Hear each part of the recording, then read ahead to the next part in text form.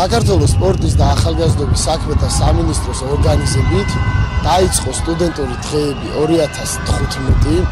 დღეს 7 მაისს ევროპის მოედანზე არის ოფიციალური გახსნითი ღონისძიება, სადაც მონაწილეობას იღებს საქართველოს უმაღლესი 50 სასწავლებელი, დაჯილდოვდებიან წარმომადგენლები სტუდენტური დღეების მონაწილეობის კუთხით და ჩვენს კონცერტს გახსნის ჯგუფი გობლინები. სტუდენტური დღეები ნამდვილად გახლავთ ის პროექტი, რომელსაც ყველა უმაღლესი სასწავლებლის სტუდენტები ყოველწლიურად სულმეოთქმელად ველოდებით.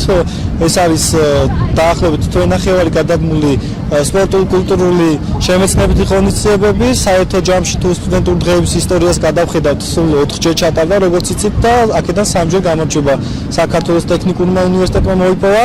ჩვენ წელსაც დიდი შემართებით დავიწყეთ სტუდენტური დღეები.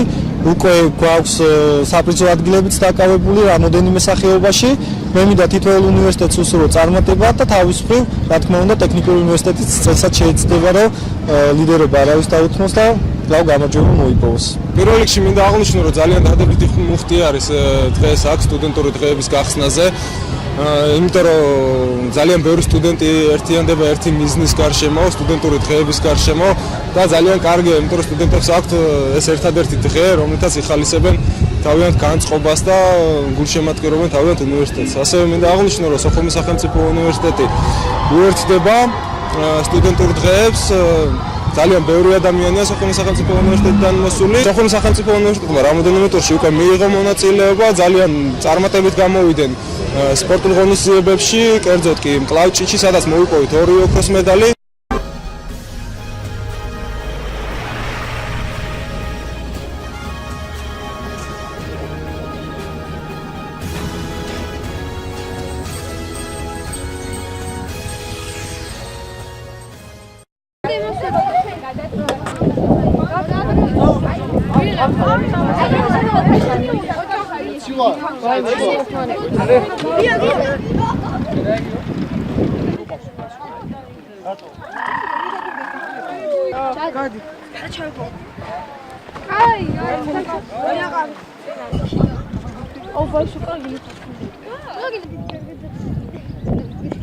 დღეს ბავშვთა და ახალგაზრდობის ეროვნული ცენტრის ორგანიზებით მოეწყო გამწვანების აქცია კასპიის მუნიციპალიტეტის სოფელ ხოვლეში. ეს გამწვანების აქცია ჩატარდა სკოლის ტერიტორიაზე.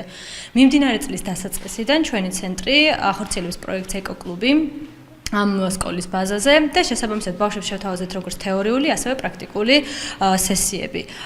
წინა კვირას ასევე ჩატარდა დასუფთავების აქცია, ხოლო დღეს გამწვანების მომავალში ასევე იგეგმება ვიზიტი დაცულ ტერიტორიაზე. რაც შეეხება პროექტის ძირითად მიზანს, ეს არის მოზარდების ჩართულობის გაზრდა, სამოქალაქო აქტივიზმის პოპულარიზაცია და ყველანაირი ინფორმაციის და მიწოდება ინფორმაციის საკუთარი უფლებებისა და მოვალეობების შესახებ, რაც დაგვეხმარება უკეთეს ეკოლოგიურ გარემოში ცხოვრებისათვის.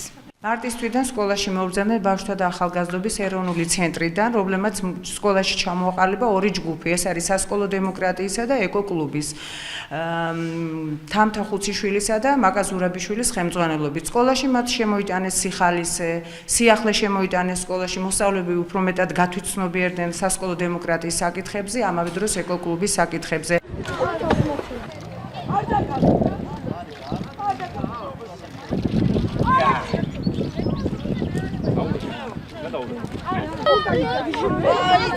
ვიღებთ მონაწილეობას სკოლის ეზოს გამწვანების აქციაში. ძალიან მოკლავს ჩვენ ანუ ყველას ეს პროექტი და ასევე ჩვენ ვართ ეკოკლუბის წევრები. ვიმედოვნებ, რომ მომავალში კიდევ ასეთი ბევრი აქცია დაიგეგმება. ჩვენ ვართ კასპიის რაიონის სოფელი ხოვლის მოსწავლეები. დღეს გვაქვს ჩვენ სკოლაში გამწვანების აქცია და ძალიან ვგავთ ნერგებს, ძალიან მომწონს ეს პროექტი. კარგი ხანია გრძელდება ჩვენ სკოლაში. კმაყოფილები ვართ და ვიმედოვნებთ, რომ ხშირად გაგრძელდება ასეთი სახის პროექტები და ჩამოვლენ ჩვენთან სტუმრები.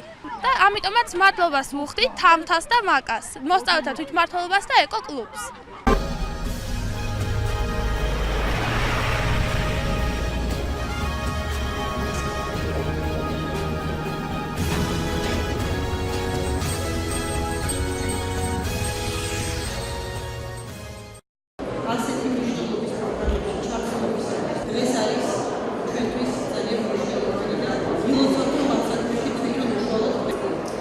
Thank you very much.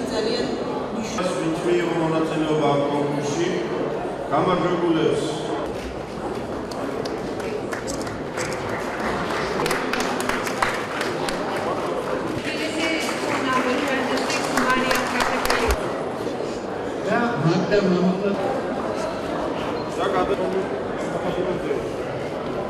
მივაწოდოთ სწორი ინფორმაცია საზოგადოებას და ამ კუთხით აუმაღლოთ მათ ცნობიერება.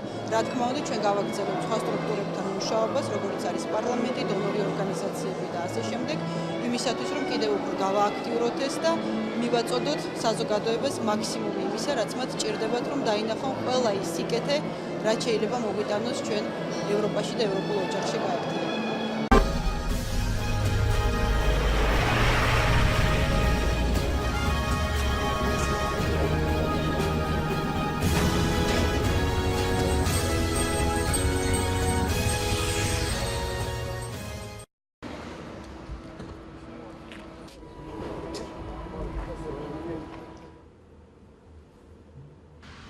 ეს როგორი შუქებია უბრალოდ. ჩვენთვისაც კარგი დამატება. დაი კონტაქტი არა. ესენი ვინც არიან ფორმაში ჩატარებული, რა მოვიდა და ნახეს მუშა პროცესი. ტრეინინგი ესე თქვა. ანუ იმაში გვეხდეთ და ასე შემდეგ. ძალიან კარგი. იქ ძალიან კარგი ანატომიური მაგიდა. ეს ვაჟია. ეს ვაჟია. გუში ვაჟი გასდა და ნინო. და ყველა პარლამენტს თავისი სვეტები. ეს უნდა ერთად იყვნენ. მე დახვეწ პერსონალი ხო გყავთ.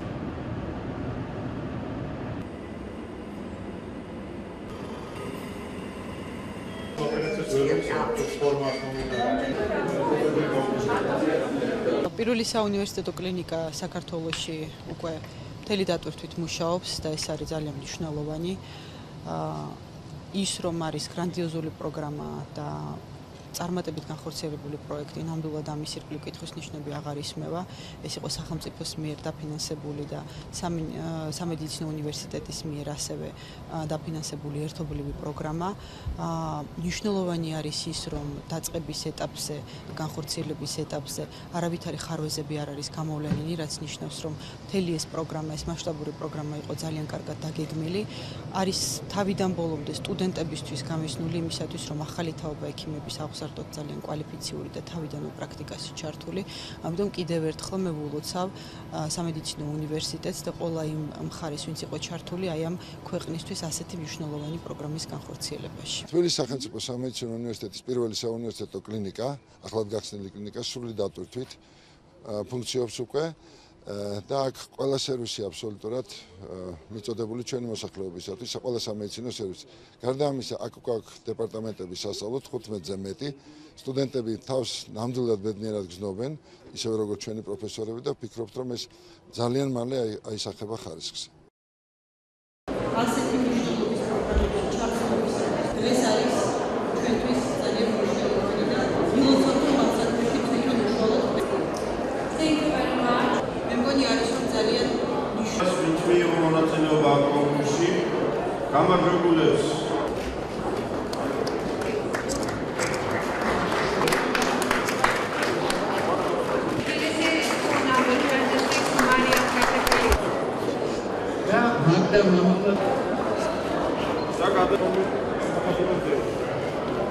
მივაწოდოთ სწორი ინფორმაცია საზოგადოებას და ამ კუთხით აუმაღლოთ მათ ცნობიერება. რა თქმა უნდა, ჩვენ გავაგრძელებთ სხვა სტრუქტურებთან მუშაობას, როგორც არის პარლამენტი, დონორი ორგანიზაციები და ასე შემდეგ, იმისათვის, რომ კიდევ უფრო გავააქტიუროთ ეს და მივაწოდოთ საზოგადოებას მაქსიმუმი იმისა, რაც მათ ჭირდებათ, რომ დაინახონ ყველა ის სიკეთე, რაც შეიძლება მოგვიტანოს ჩვენ ევროპაში და ევროპულ ოჯახში გაერთიანებას.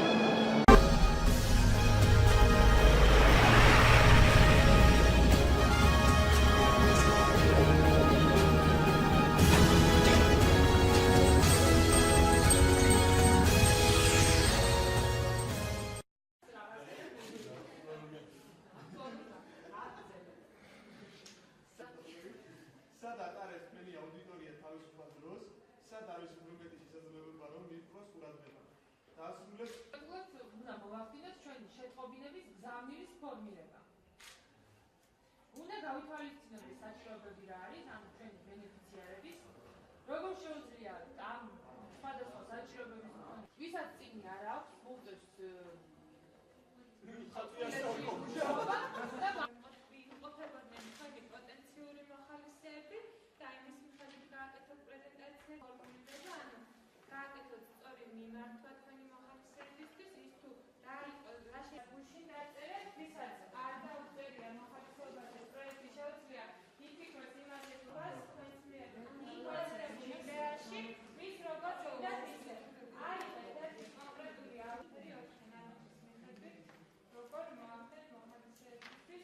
დამიღეს ფორმულირებას და მესეჯის ჩამოყალიბებას. ამას არ ვავსებ.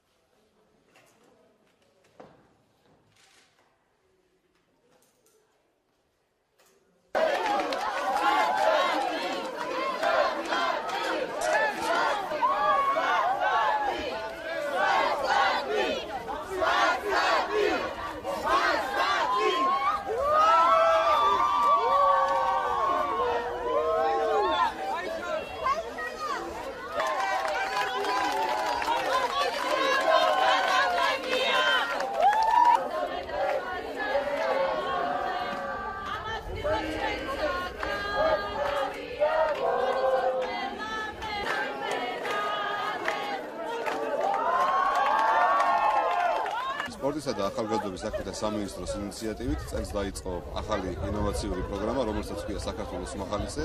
აღნიშნული პროგრამა ხორციელდება საქართველოს სახელმწიფო ახალგაზრდული პოლიტიკის სამოქმედო გეგმის ფარგლებში, რომელიც გაწეული არის 2015-2020 წლებში. და სწორედ ამ პროგრამის ფარგლებში დაიგეგმა ეს ღონისძიება, რომელიც 6 მაისიდან 11 მაისის ჩათვლით დაბა ბაკურიანში იმართება. მთელი საქართველოს მასშტაბით თითეული მუნიციპალიტეტიდან შეირჩა 2 მოხალისე.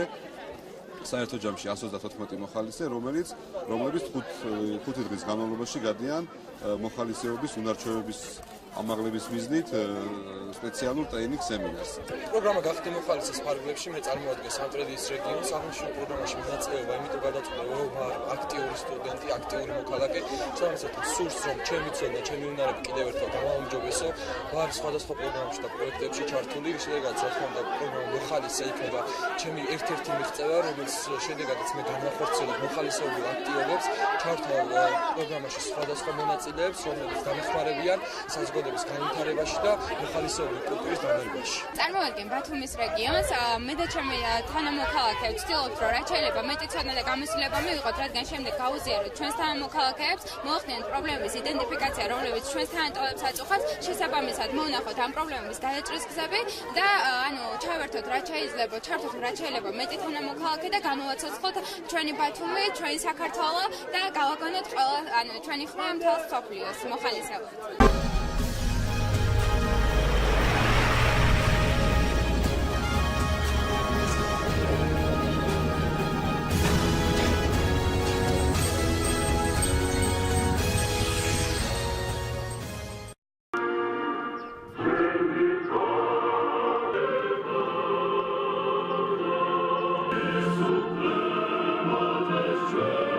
რომელიც თავისი შინაარსი ძალიან ღრმა და მე მინდა უდიდესი მადლობა გადავხატო. I'd like to congratulate to your great Thompson. I'm a representative of the Office of Defense Attaches and honored guests. Thank you.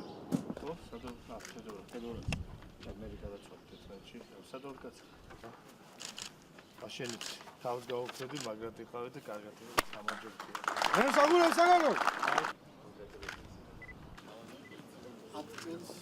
ჯენილი იყო ტრანსპორტი. თავისუფლად. ბატონებო და ქალბატონებო. So this is the metal detector. მინდა მოგახსენოთ, რომ ეს ის დანაყოფია, რომელთვისაც საომარი თუ სამშვიდობო პერიოდი არ არსებობს, ისინი მუდმივად საფრთხის წინაშე არიან. ამჟამადაც ჩვენი მესანგრეები მუშაობენ გარკვეული ტერიტორიების გაწმენდაზე, განაღმვლაზე, ასევე დიდ დახმარებას უწევენ ჩვენ სამხედრო მოსამსახურეებს ავღანეთში და მათ განსწავლულობაზე, მათ მომზადებაზე, მათ აღჭურვილობაზე ძალიან ბევრი დამოკიდებული. ამდენად ჩვენ ძალიან კმაყოფილები ვართ, რომ დამატებით 15-მა ჩვენმა სამხედრო ინჟინერმა აიმაღლა თავისი კვალიფიკაცია და როგორც ჩვენი პარტნიორები აღნიშნავენ, მათი კვალიფიკაცია ძალიან მაღალი არის დღევანდელი სტატუსით და ძალიან მოხარულად ასე რომ გრძელდება დახმარება და ეს მხოლოდ ის მცირე ნაწილია იმ დახმარების, რომელიც ასევე დაგეგმილი არის, რომ გადაეცეს ამ დანაყოფს, ვინაიდან ეს დანაყოფი მართლაც აკეთებს ყველაფერს, რომ ძალიან ბევრი სიცოცხლე იყოს გადარჩენილი. ეს დამთავრდა მესანგრეთა ინსტრუქტორების მომზადება ამერიკული მხარის მიერ. ამასთან ერთად ამერიკული ეუკომის 21 სარლობის მიერ გადმოცემული იქნა ქართულ მხარისადმი 100,000 დაახლოებით $100,000 ღირებულების სხვადასხვა მატერიალურ-ტექნიკური საშუალებები.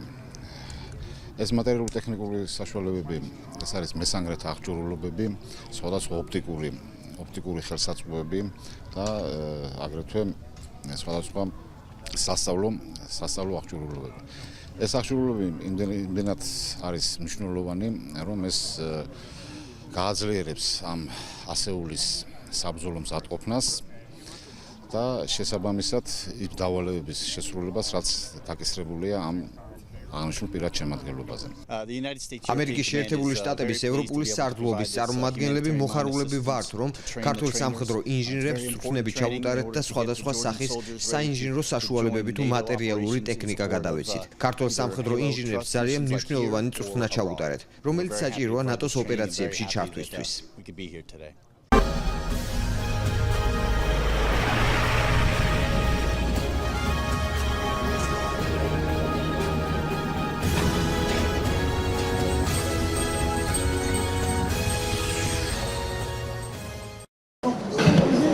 მადლობას გიხდით მომზადებისთვის, მოგესალმებით. ჩვენი ამ ფორმატის შეხვედრები სამინისტროში კლინიკების ხელმძღვანელთან იშვიათი ნამდვილად არ არის, თუმცა დღეს კონკრეტულად ასეთი ფორმატი, რომელიც მედიითაც გაშუქდება, საჭირო ჩავთვალეთ გარკვეული მოსაზრებების გამო, რომელსაც მოგახსენებთ და გაგიზიარებთ. ბოლო დღეებში ვრცელდება ინფორმაცია, რომ ჯანდაცვის სამინისტრო საყოველთაო ჯანდაცვის ფარგლებში არ რიცხავს თანხებს დროულად, აქვს დიდი დაგვიანებები და ამიტომ კლინიკებს ექნებათ პრობლემები. დადასტურებულად შემიძლია გითხრათ და თქვენი სურვილის შემთხვევაში თუ გაქვთ სურვილი, რომ ერთმანეთის შემოსავლებს გაეცნოთ, წარმოგიდგენთ კლინიკების მიხედვით რა თანხები გვაქვს გადარიცხული და გიდასტურებთ იმას, რომ არც ერთი დაგვიანება არ ყოფილა საყოველთაო ჯანდაცვის, ასე ვთქვათ, მოკლე, მაგრამ ეფექტური ისტორიის მანძილზე. ამ სიტუაციის შემხედვარე მე არ მინდა რომ ნაჩქარევი დასკვნები გამოვიტანო, თუმცა ჩვეულებრივი ლოგიკით ეს არ აიხსნება, თუ რატომ არის ესეთი ინფორმაციის გავრცელება, მათ შორის რამოდენიმე აკდამსწრე კლინიკის მენეჯმენტისაგან. ერთადერთი ის აზრი მომდის თავში, რომ აქ რაღაც მიზანმიმართული ქმედებები არის, რომელიც ამოცანაც არის საყოველთაო ჯანდაცვის დისკრედიტაცია. იმდენად რამდენადაც ჩვენ არა მარტო პარტნიორები, არამედ კოლეგებიც ვართ, ჩავთვალე საჭიროდ, რომ აი ესე ღიად შევხვედრილი ყავით ერთმანეთს, გაგვეზიარებია ჩვენთვის ჩვენი მოსაზრებები და თუ კი რაიმე სახის პრობლემას წამოვაყენებდით, გვემსჯელა ამ პრობლემების მოგვარებაზე. ამიტომ შემოგთავაზეთ სწორედ ასეთი ფორმატი. ამ ბოლო დღეებში გავრცელებული, ასე ვთქვათ, სიუჟეტების ნაწილი, არ ვიცი რა დავარქვა, სამწუხაროდ, ალბათ ყველაზე დელიკატური შეფასება ეს იქნება, რომ არის ძველი ჩანაწერები 2012 წლის. ნაწილი მათთაგან ეხება იმ დავალიანებებს, რომელიც წარმოშობილი არის 2012 წლამდე, მაშინ როდესაც თქვენ თანხას გიხდიდნენ კერძო სადაზღვევო კომპანიები და ამიტომ ჩემი სათხოვარი არის, რომ გაუზიაროთ ერთმანეთს ეს პოზიციები. ასევე ძალიან მაინტერესებს ნიუ ჰოსპიტალის მენეჯმენტის პოზიცია, ეს მათი გადასაწყვეტია, რას ეტყვიან თავის თანამშრომლებს, მაგრამ როდესაც საკითხი ეხება ჩვენი მოქალაქეების ჯანმრთელობას, მე უბრალოდ ვალდებული ვარ, რომ ესეთი გამარტივებები მოვითხოვო.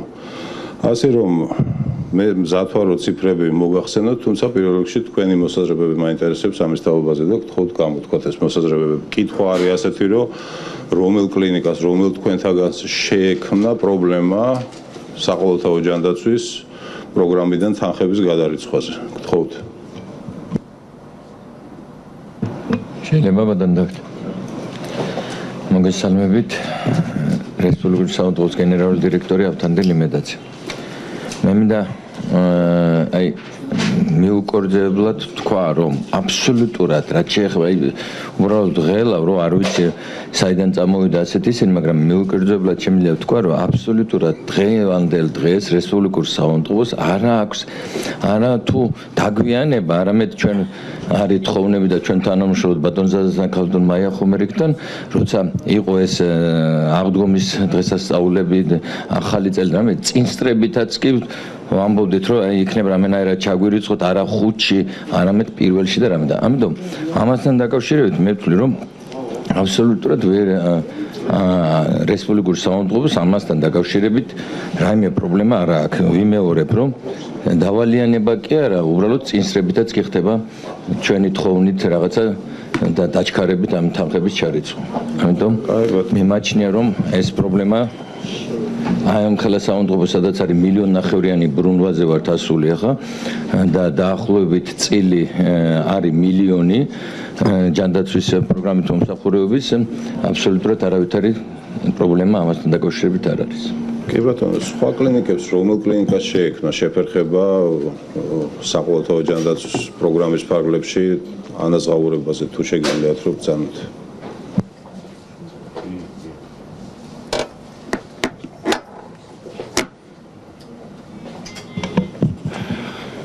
მივეზარდები ჩვენს კოლეგებს ერთი რამე და მართლაც განმარტო მართლაც არანორმალურ რეჟიმში მუშაობს მთელი სამსახური ამ უზღავი მასალის დასამუშავებლად და შესაბამისად შემდეგ შესაბამისი პროცედურების განსახორციელებლად. თითი დღე იზრდება თვითონ საყოველთაო ჯანდაცვაში ჩართული კლინიკების რაოდენობა, სამედიცინო დაწესებულებების რაოდენობა და ეს ნიშნავს იმას, რომ თვითონ პროგრამა გახლავთ ძალიან წარმატებული. მე არაერთხელ მქონია კონსულტაციები ჩვენს კოლეგებთან და ისიც ზუსტად ვიცი, რომ სწორედ ამ პროგრამის მეშვეობით გადარჩა წმინდა ფინანსურად ძალიან ბევრი კლინიკა და უფრო მეტიც განვითარების საშუალება მიეცა. დღევანდელი, ისე ვთქვათ, ჩვენი თემის გაგრძელებად მინდა ასევე რამდენიმე მონაცემი მაინც წარმოვადგინო. მე ბუნებრივია არ შევეხები ყველა კლინიკასთან ჩვენ ვთქვათ ფინანსური ანგარიშორების საკითხებს, ეს გარკვეულწილად შეიძლება მათ სრულიც არ იყოს, მაგრამ ზოგადად რამდენიმე ძირს მოვიდა მთლიანად მიმდინარე წლის განმავლობაში მხოლოდ 187 მილიონ ლარზე მეტი არის გადარიცხული უკვე თბილისის კლინიკებს რაც შეეხება, რადგანაც დღეს სწორედ თბილისის კლინიკები არიან წარმოდგენილი, პირველი 20 კლინიკა, რომელიც მოცულობით ყველაზე დიდ სამუშაოებს ასრულებენ, მარტო წლის განმავლობაში მათ ანაზღაურებული აქვთ 60 მილიონ ლარზე მეტი. და კიდე ერთი ფაქტი, რომელსაც ასევე არ შემიძლია არ შევეხო, გახლავთ ის, რომ შინდელ გადაცემაში იქ ნაჩვენები იყო პირველი კლინიკური საავადმყოფოს თემა, თითქოს იქ რაღაც სახელმწიფო დავალიანებაა, თქვენთანდებით და ძალიან კარგი იქნება თუ კომენტარს გააკეთებთ, იმიტომ რომ ზუსტად ვიცი, რომ თქვენთან დაკავშირებითაც არანაირი ფინანსური პრობლემები არ არსებობს, 1 მილიონ ლარზე მეტი არის უკვე წელს მობილიზებული თქვენს კლინიკაში. და ბუნებრივია აქ არ იგულისხმება ისეთი შემთხვევები, როდესაც მართლაც სადავო საკითხებია განსახილველი, როდესაც მსჯელობთ, ვიხილავთ, გადადის ეს შესაბამისი უწყებების კომპეტენციაში და ისინი იხილავენ და შემდეგ უკვე საბოლოოდ, როდესაც საბოლოო შედეგი დგება, შემდეგ დგება ანგარიშსვერება. ცხადია, ამას ცოტა უფრო მეტი დრო სჭირდება, ესეც კანონის და ნორმატიული აქტების სრული დაცვით ხდება.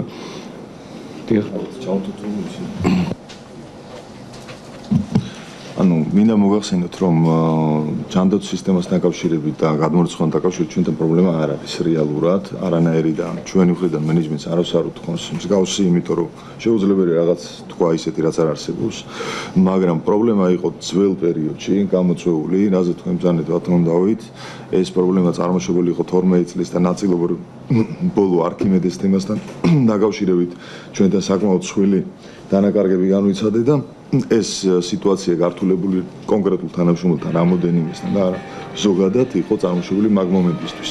იმ მომენტიდან დაწყებული პირიქით ჯანდაცვის სისტემიდან გადმორიცხვები რაც მიმდინარეობს, უკეთესობისკენ ჩახურებისკენ მიდის დავალიანებები და ასე ვთქვათ განვითარებისკენ და კიდე განვითარებას ვცდილობდა საწოლეს ვამატე და აშენდა და აშენდა. ამიტომ მაგ განხრით დავამატებდი თუ შეიძლება ბატონო დავით, რაც შეეხება სახელმწიფო დავალიანებას, ჩვენ 2012 წლის ოქტომბერში იყო 7-თვიანი სახელმწიფო დავალიანება რესპუბლიკურ საავადმყოფოში. ეს იყო 3 თვე იყო აბსოლუტურად მიუღებელი ის, რომ უთხრეს თანამშრომლებს, რომ მოდით 20% დაგაკლებთო და ისე ნელ-ნელა გავცემთო. ამაზე თანამშრომლები თანახმა იყვნენ, ამიტომ და 4-თვიანი ისეთი დავალიანება იყო და აბსოლუტურად არ იყო ის, როდის მიიღებდა ამ ფულს, რა პერიოდში მიიღებდა. დღეს აბსოლუტურად შეუძლია ყველამ გადაამოწმოს, გასწორებულია სახელმწიფო საერთაშორისო დავალიანება აღარ არის 20%-იც გაცემულია იმ ძველი დავალიანების და თვე-თვეში დღე-დღე ყველა მიცის რომელი დღიდან რომელ დღემდე მიიღებს ხელფასს. ამიტომ ესეც აბსოლუტურად გასწორებულია და ეს გადამოწმებაც შეიძლება ამის. მადლობა. მადლობა. თუ შეიძლება ეს ნიუ ჰოსპიტალის წარმომადგენელი თუ არა დღეს მოსული? არ მინდა რომ რაღაც ზურგს უკან საუბარი გამოვიდეს, მაგრამ მე მგონი რომ დასამალი არაფერი არ არის. სადღაც 1 წლის წინ, ალბათ ცოტა მეტი ხნის წინ ნიუ ჰოსპიტალმა მიგვიწვია პრემიერ-მინისტრი და მე, სადაც გააკეთა დიდი პრეზენტაცია, რომ სწორედ საყოველთაო ჯანდაცვის, ასე ვთქვათ, დამსახურებით დაიწყო ახალი საინვესტიციო პროექტი, კერძოდ დიდი კორპუსის რემონტი და დღეს კიდე თანამშრომლებს უცხადებს, რომ საყოველთაო ჯანდაცვის გადამყიდე, ასე ვთქვათ, ხელფასებს ვერ გადაუხდის თანამშრომლებს და რეალურად რაღაც პანიკა შეაქდა, ირიბად ამას შეიძლება მომსახურების ხარჯზეც იმოქმედოს. მართლა გაუგებარია ჩემთვის ესეთი პოზიცია და სწორედ ამიტომ არის ფიქრობ იმას, რასაც ღიად მოგახსენებთ, რომ ხომ არ არის ეს რაღაც მიზანმიმართული დისკრედიტაციის ცდელობა საყოველთაო ჯანდაცვაზე კლინიკებში. მე მგონი რომ ყველა კარგად ხედავთ და შეგიძლია დაადასტუროთ, რომ საყოველთაო ჯანდაცვის შემდეგ მნიშვნელოვნად გაიზარდა თქვენთან პაციენტების ნაკადი, მნიშვნელოვნად გაიზარდა დაფინანსება და ამას შესაძლებლობა მოგცათ, რომ სრულიად ახალი პროექტები გაგვითარებიათ. ვერც ერთი ვერ ადასტურებთ იმას, რომ თუნდაც ერთხელ დაგიგვიანებთ გადარეცხვა. მაშინ იქნებ თქვენ მირჩიოთ რამე, რომ აი რასთან გვაქვს საქმე ამ დღეებში რა ხდება, იქნებ თქვენ ამეხსნათ. აი ბატონო, ზაზა ბუდიში შეგაწყვეტეთ.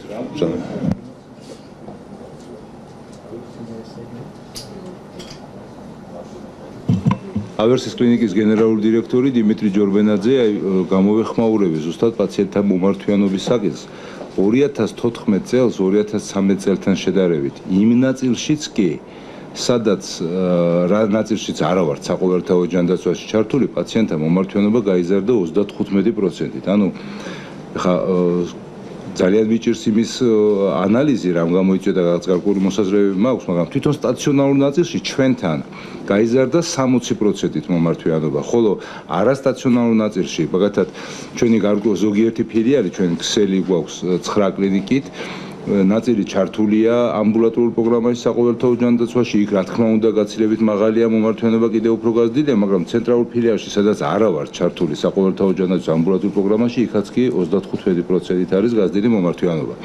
ხოლო რაც შეეხება გადახდებს, მე აი წამოსთვის წინ გადავამოწმე, იანვრისთვის სრულად გვაქვს მიღებული, თებერვლის ნაწილი უკვე დაფინანსებულია.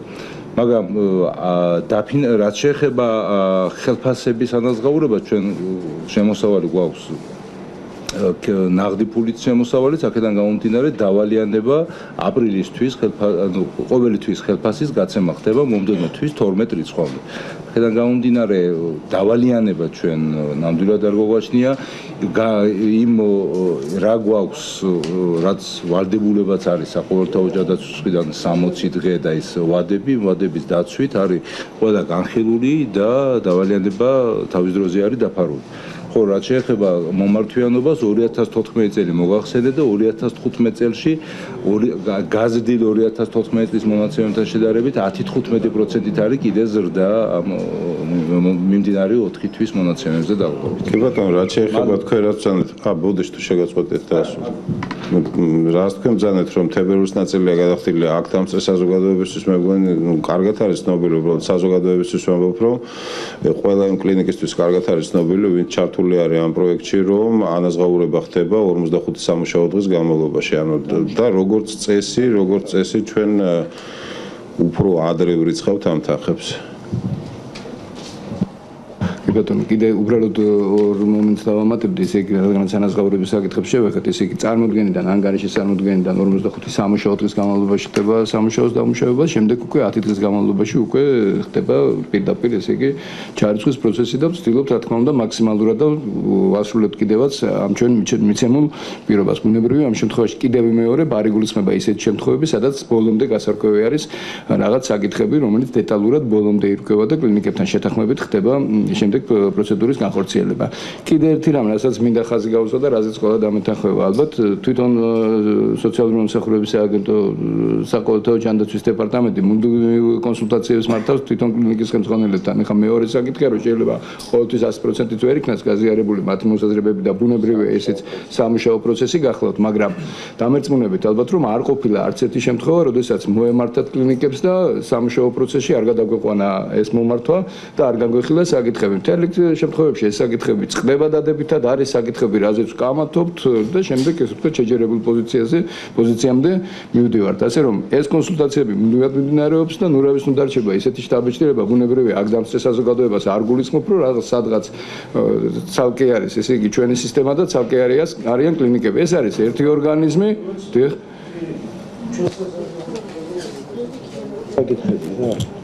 ამის გარდა სხვა დაფინანსებებიც არსებობს, ვერტიკალური დაფინანსებით, თქვათ რეფერალური პროგრამებით, ჩემ დარგში მაღალი რისკის ის არის, იქაც შეუულებრად ისეთივე დაფინანსება არის.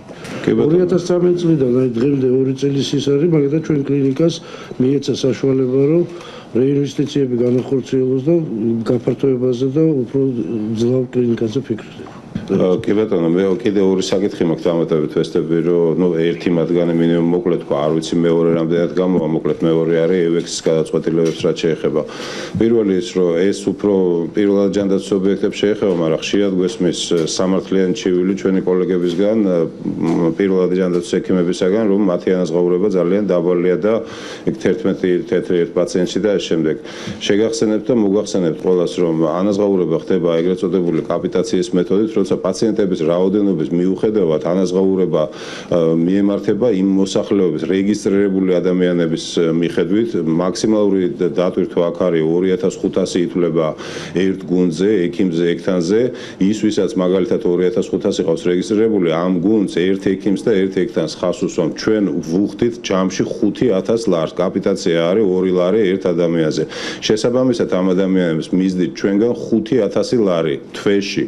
ერთ პაციენტს ნახავენ თუ 15-ს ნახავენ დღეში და ის რომ მათთან უკვე მართლაც რეალურად კაპიკების სახით მიდის ანაზღაურება, ეს უკვე არის ამ პოლიკლინიკების და პირველი ჯანდაცვის მენეჯმენტის საკითხი, რომელზეც თუ შეექნება საფრთხე სერვისების მიწოდების უწყვეტობას, ამ შემთხვევაში შეგვიძლია ჩავერიოთ, ან თუ აღიძვრება კოლექტიური შრომითი დავა. სამწუხაროდ ჩვენ მხოლოდ ეს ორი ბერგეთი გვაქვს ჩასარევად. ეს არის მოკლედ რაც მინდოდა მეთქვა.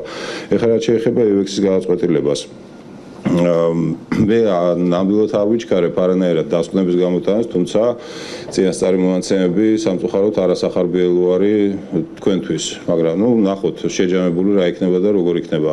მე შეგახსენებთ მოკლედ წინა ისტორიას, აღარ მახსოვს თქვენ მაშინ მუშაობდით თუ არა, როდესაც წელიწადნახევრის წინ მაშინ ალდაგი ერქვა მე მგონი ჩემი ოჯახის კლინიკა, თვეების განმავლობაში მჭირდებოდა ემის მტკიცება და ახსნა თუ რას ნიშნავს სასწრაფო დახმარების ფუნქციონირების უწყვეტობა, როდესაც მენეჯმენტი მეუბნებოდა, რომ მაჩვენეთ საწერია, რომ მე რო გამოძახებაზე არ გავდივარ, ეს არის სერვისების უწყვეტობა. ჩვენ ნახეთ საერთაშორისო პრეცედენტები და ვერ ვიპოვეთ უბრალოდ, რომ იმესაც დაუსტება გაეკეთებია და იძულებული გავხდით, რომ ჩვენ დაგვეზუსტებია თქვენთვის, რას ნიშნავს სერვისების უწყვეტობა, რატო უყვებიან ყველაფერს.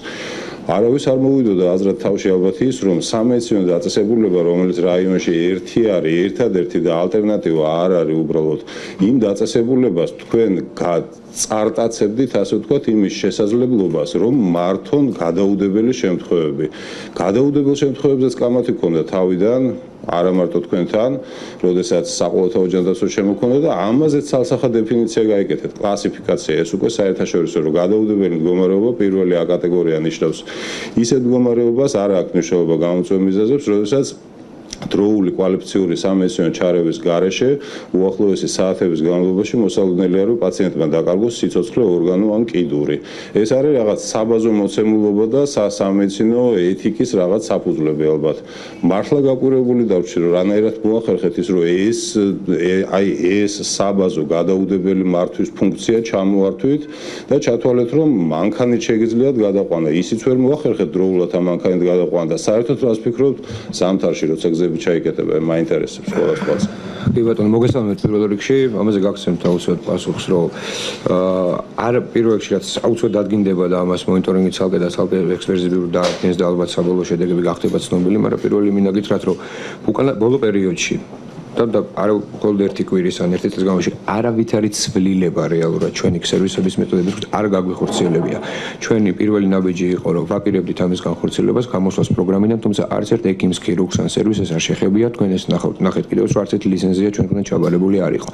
აქ მხოლოდ კვირას რაც მოხდა, დაემატა დამატებითი დაზღვევისთვის რიანომობილი, რომელიც დადგა ამ დროს ადგილზე და მთელი დღის განმავლობაში ყოფილა, მაგრამ სამწუხაროდ 4 წლის ბავშვის რეფერალი მოხდა 4-ის ნახევარზე შუახევიდან ბათუმში, იმიტომ რომ ჩვენებებით ის დასერეფერალებელი იყო და ამ მომენტში სამი უმძიმესი დაჭრილი შევიდა შუახევში.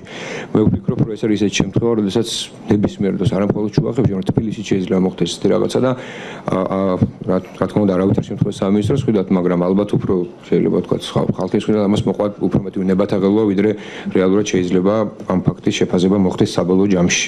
კიდევ ერთხელ ვადასტურებ, არავითარი ცვლილება უკანასკნელი 13 წლის განმავლობაში შუახევთან მიმართებაში არ მომხდარა და ეს ფაქტი არანაირად არ იყო დაკავშირებული ამ შემთხვევასთან.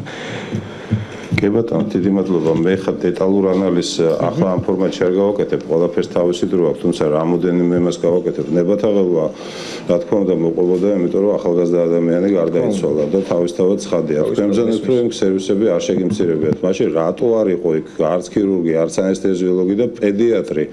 ქირურგიულ სისტემას ამინოკაპრონის ბჟავი ცდილობდა რომ გაეჩერებიან. ნუ ახლა ექიმები ვართ აქ ხო? რანაირად ეწინააღმდეგებით უბრალოდ თქვენებას თუ სერვისები რატო არ იყო ეს ადამიანები სამსახური გააცდინეს იქა თუ გაუგებარია რა უბრალოდ რა. რაც შეეხება თქვენ ვერსიას იმაზე რომ ყველგან შეიძლება მოხდეს ეს რა მართლა შეიძლება მოხდეს, როდესაც არის მრავლობითი დაზარალებული შესული. იშვიათია, თუმცა ყველა დაწესებულებას აქვს ჯანდაცვის სამინისტროს მიერ დავალებული ბრძანებით, რომ მრავლობითი დაზარალებული შემთხვევაში უნდა კონდეთ სამოქმედო გეგმა, როგორ რანაირად იქცევიან ამ შემთხვევაში და ესეც სიახლე არ არის და ეს ჯერ კიდევ ჩემოსლამდე იყო, მე როცა თავარ ექიმად მუშაობდი, მაშინდელი ბრძანება არის ესა, რომელსაც ვასრულებდი. ასე რომ მე ნამდვილად ეხა პოლემიკაში არ ვაპირებ შესვლას, მაგრამ გიფიქსირებთ იმას, რომ უბრალოდ გაოცებული ვარ იმითი და აი გულწრფელ სამძიმარს უცხადებთ იმათ ოჯახს. მე არ ვაკავშირებ ამ ორ მოვლენას ერთმანეთთან, ეს თავისი გზა აქვს და თავისი ფორმატი აქვს, ამან გამოიწვია თუ ამან არ გამოიწვია, უბრალოდ მე გითხარით ის რაც გითხარით, რამდენად გაიზიარებთ ეს თქვენი საქმე, ასე ვთქვათ, მაგრამ ჯანდაცვის სამინისტროს საქმეა რომ დაიცვას თავისი მოსახლეობის ჯანმრთელობა და სიცოცხლე და ამის პირობას გაძლევთ, რომ ამას ბოლომდე გავიტანთ და ბოლომდე შევასრულებთ. მადლობთ.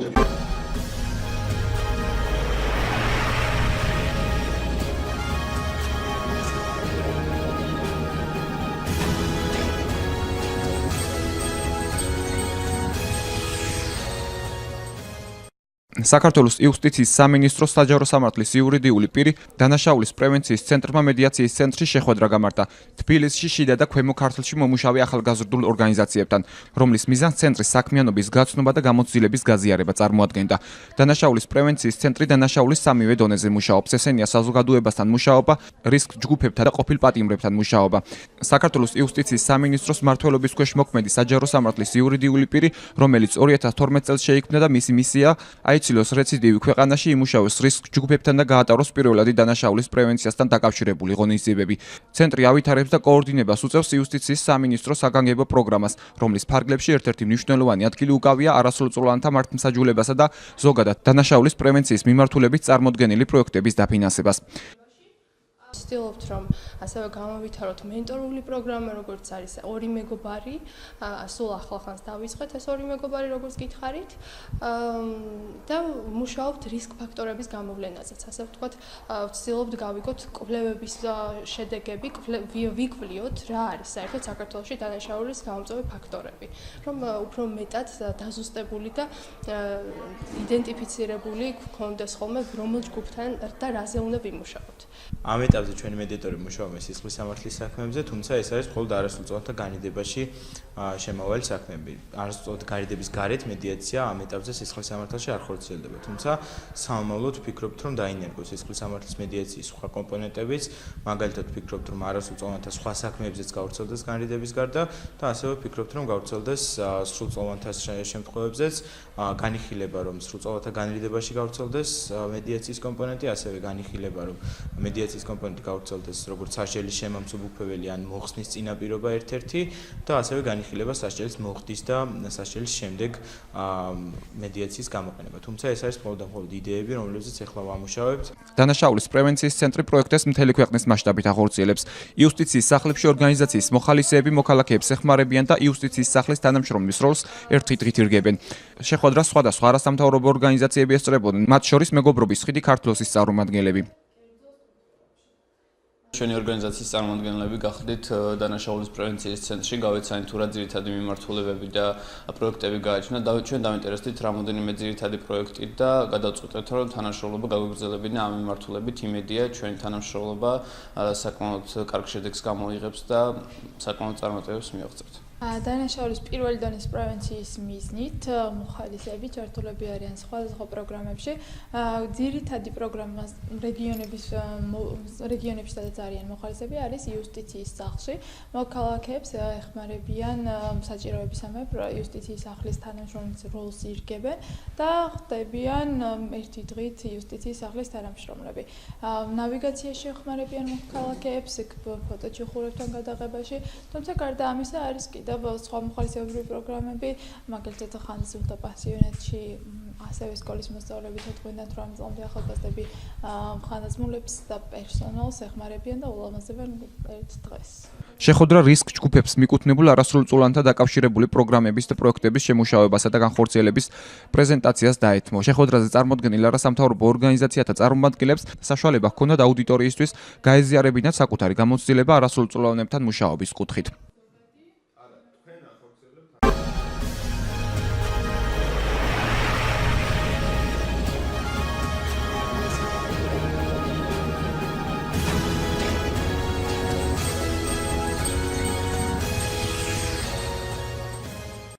აკადემიის ცხოვრებაში მეორეოდე სიტყვით, რომელიც ამზადებს პროფესიონალ კადრებს შინაგან საქმეთა სამინისტროსათვის და მინდა გითხრათ, რომ ეს კონფერენცია არის ერთ-ერთი პირველი კონფერენცია, განხილული იქნება ძალიან მნიშვნელოვანი საკითხები ჩვენი ესპანელი კოლეგების ეს დღევანდელი და მინდა ბატონობის უმაღლეს საგანმანათლებლო სტატუსი.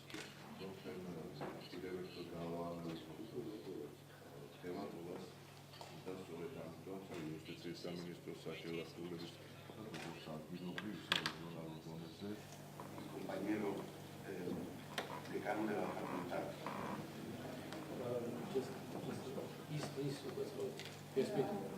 ეს კონფერენცია იმდენად არის მნიშვნელოვანი, რამდენადაც უმაღლესი სტატუსის მოპოვების შემდეგ ეს არის პირველი საერთაშორისო კონფერენცია.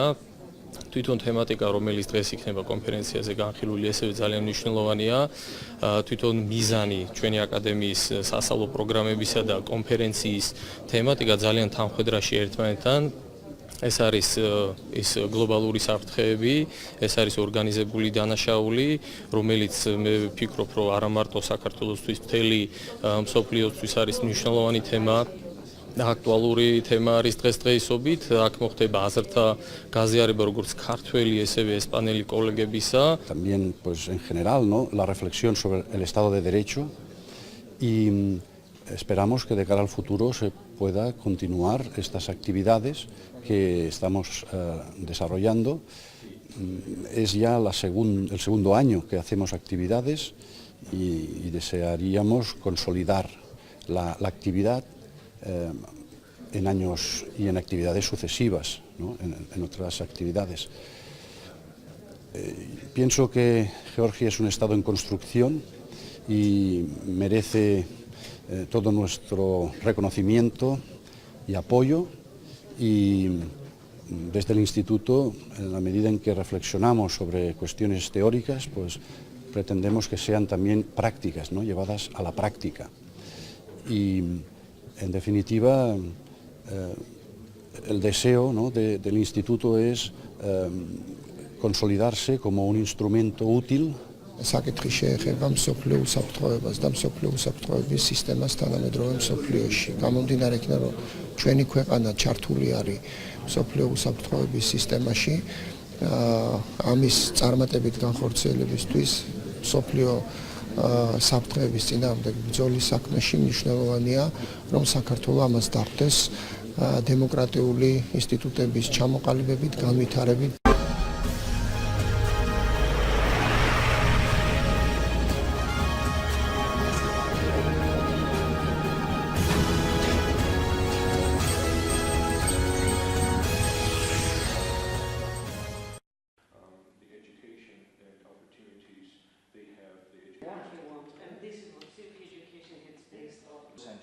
You want a citizen who has who's inclusive and seeing that there's a bigger purpose outside. And also the other recommendations. Over the last month, we've been talking back and forth with DECOS. Why do we have education in Georgia? Need for you. Communicating these key ideas. ეს იყო ძალიან მნიშვნელოვანი შეხვედრა გამოცდილ ექსპერტებთან, რომელთაც არაერთ ქვეყანაში უმუშავიათ როგორც განათლების სისტემურ განვითარებაზე, ასევე სამოქალაქო განათლების მიმართულებით. ჩვენ გაუზიარეთ ერთმანეთს ხედვები, თუ როგორ ვხედავთ სამოქალაქო განათლების პერსპექტივებს საქართველოში, როგორ ვხედავთ იმ მოქალაქეების სამოქალაქო ცნობიერებას, რომლებიც სკოლას დატოვებენ და 10-20 წლის შემდეგ იქნებიან აქტიური მოქალაქეები, რა პასუხისმგებლობას ვითხოვთ მათგან და რა უფლებები ექნებათ მათ, როგორ შეიძლება აღზარდოთ ისინი როგორც აქტიური მოქალაქეები და ადამიანები, რომლებიც ქვეყნის ცხოვრებაში იქნებიან ჩართული და მოახდენენ საკუთარი თავის რეალიზებას. სწორედ ამიტომ ვისაუბრეთ არა მხოლოდ კურიკულუმზე, არამედ სახელმწიფოების პრობლემებზე და როგორ შეიძლება განვითარდეს სამოქალაქო განათლების მიმართულებით საგანმანათლებლო რესურსების შექმნა, ვისაუბრეთ ასევე მასწავლებლების პროფესიულ განვითარებაზე და მომზადებაზე, ვისაუბრეთ იმაზე, თუ როგორი უნდა იყოს სამოქალაქო განათლების მიმართულებით შეფასების სისტემა და რა შეიძლება დავაყენოთ თვითონ ამ პროცესების სათავეში, რომელზეც გავაკეთებთ ორიენტირს და სწორებას, რასაც მოერგება ყველა ქვესისტემა. We are experts from USA. ჩვენ ვართ ექსპერტები ამერიკიდან და ვმუშაობთ სამოქალაქო განათლების განვითარებაზე მსოფლიოს გარშემო. ჩვენ ვეხმარებით სხვადასხვა ქვეყნების სამინისტროებს და სკოლებს მოდერნიზება მოახდინონ და გააუმჯობესონ სამოქალაქო განათლების პროგრამები. საქართველოში ვიმყოფებით ერთი კვირის განმავლობაში. ამ ვიზიტის ფარგლებში ვხვდებით განათლების სამინისტროს წარმომადგენლებს, ვესტუმრებით სკოლებს, შევისწავლით სამოქალაქო განათლების საჭიროებებს საქართველოში. შემდეგ დავბრუნდებით ამერიკაში და მოვამზადებთ რეკომენდაციებს, თუ როგორ უფრო უმჯობესია შეიქმნას ახალი სამოქალაქო განათლების პროგრამები, რომელიც მორგებული იქნება საქართველოზე.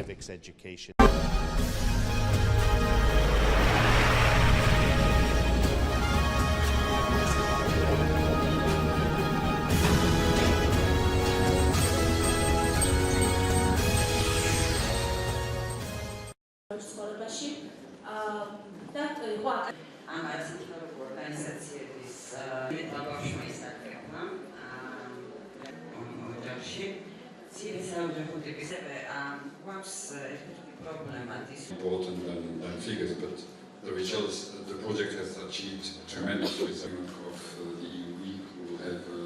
We are all facing all societies results, but beyond figures. I mean, what matters.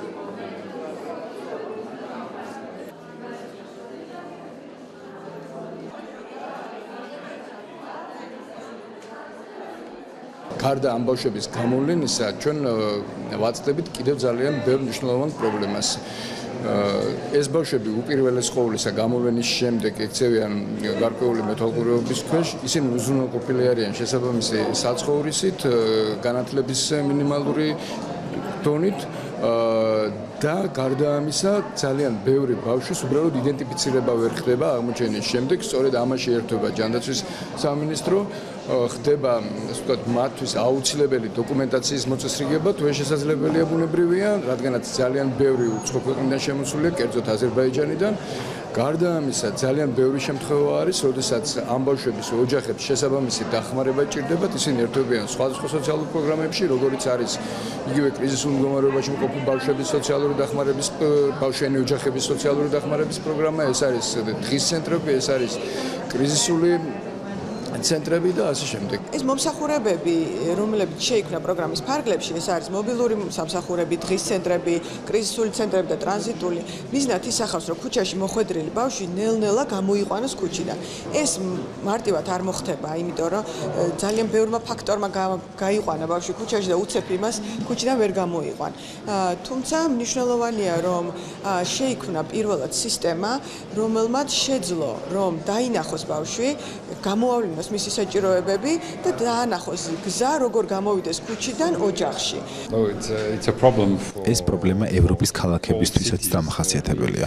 ევროკავშირი ჩართულია ძირითადად იმ გამოცდილების გაზიარების მხრივ, რომელიც ევროპის ქვეყნებში ამ პრობლემის მოგვარების კუთხით დაგროვდა. დღის ცენტრები ღამის თავშესაფრებით ყველა ის ინიციატივა, რომელიც განხორციელდა, სწორედ ევროპულ გამოცდილებაზეა დაფუძნებული და სახელმწიფოს ამ პრობლემის დაძლევაში ეხმარება. მე ძალიან ამაყი და კმაყოფილი ვარ, რომ ევროკავშირი ამ პროგრამის განხორციელებასთან ასოცირდება. ეს პროგრამა ასობით ბავშვს დაეხმარა და თანამშრომლობა კიდევ გაგრძელდება, რადგან არ შეიძლება ბავშვები ქუჩაში იყვნენ. ამის მოსაგვარებლად ევროკავშირი განაგრძობს სახელმწიფოსთან თანამშრომლობას.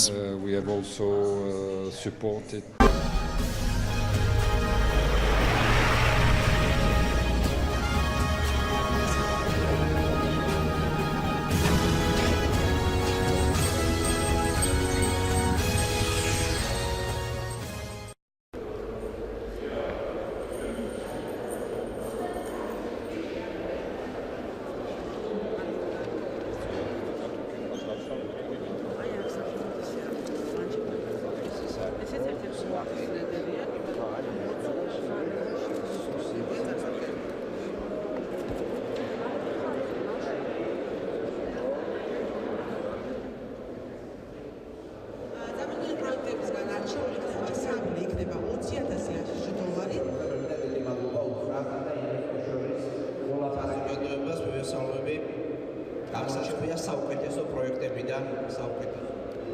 ესეთ მნიშვნელოვანი დაწესება. გასაგებია რომ ამ პროექტის საუკეთესო პროექტებიდან ჩვენსა და ინვესტორ შორის ურთიერთშეთანხმების საფუძველზე გამოცხადებული კონკურსის შედეგად 9 ძალიან საინტერესო პროექტი მივიღეთ და ეს პროექტი შეფასდება კვალიფიციური ჟიურის მხრიდან, ისევე როგორც საზოგადოებას ექნება საშუალება გაეცნოს ამ პროექტებს და მისცეს მისთვის სასურველ პროექტს ხმა.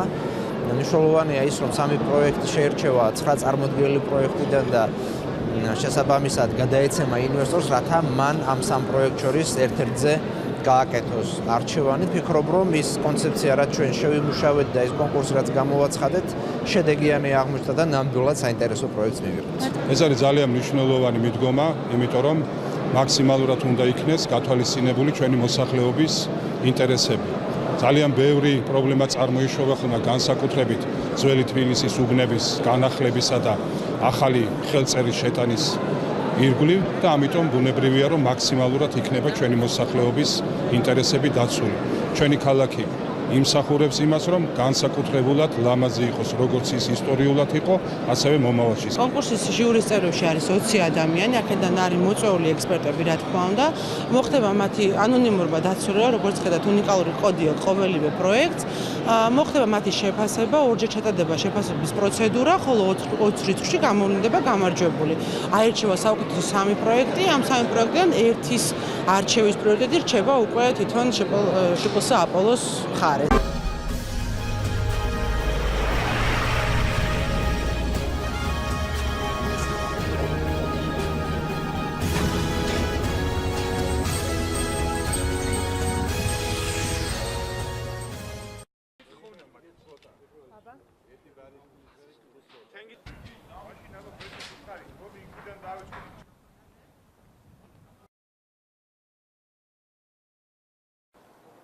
ჩვენ დღეს საფუძველი ჩაუყარეთ გადაშენების პირას მდგომი ქართული ენდემური ჯიშების დარგვას.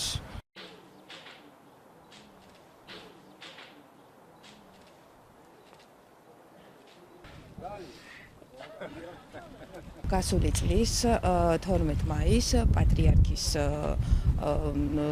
ხელმძღვანელობით დაარსდა და შეიქმნა მეღვინეობის ფონდი, რომელშიც დამფუძნებლები არიან 5 უნივერსიტეტი და მათ შორის არის კავკასიის საერთაშორისო უნივერსიტეტი.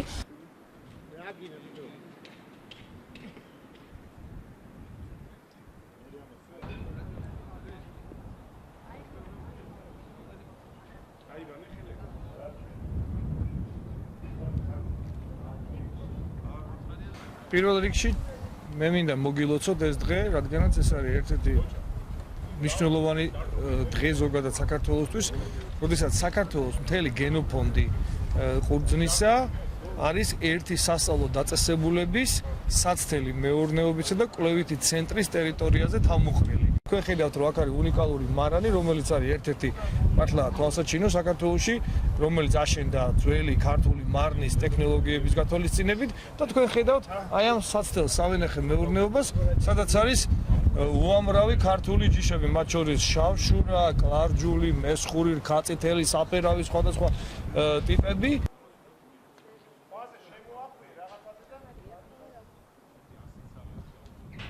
აი ეს არის იმ ისტორიული ტრადიციების აღდგენა, რაზედაც პატრიარქი მოგვიწოდებდა, რომ გადავარჩინოთ ქართული ვენახი, გადავარჩინოთ ქართული ხორბალი, გადავარჩინოთ ეს მეღვინეობა, შევქმნათ ქვევრის ღვინოების მარანი და ჩვენ ეს ყველაფერი გავაკეთეთ.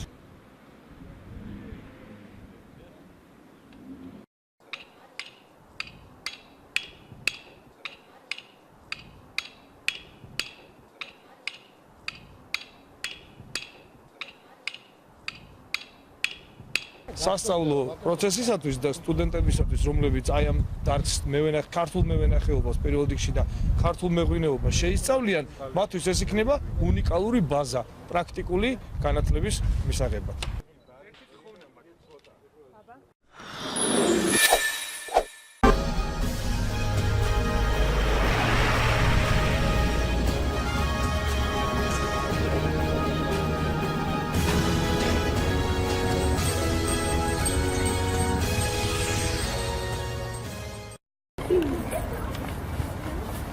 გადაწყვეტ გავგავრცელებინა ბუკლეტები მოსახლეობაში.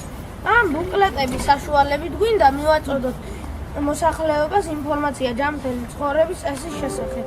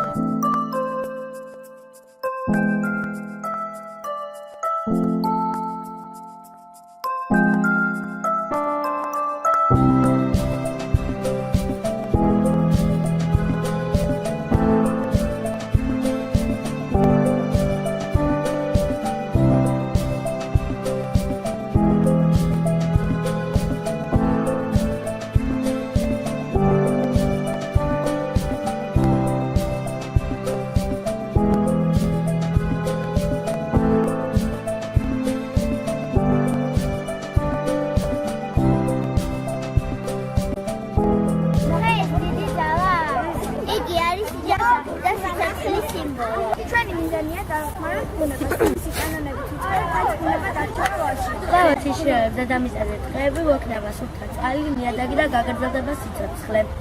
ჩვენ პროტესტს გამოვხატავთ იმ ადამიანების მიმართ, ვინც უდიათ ეთყობა ბუნებას.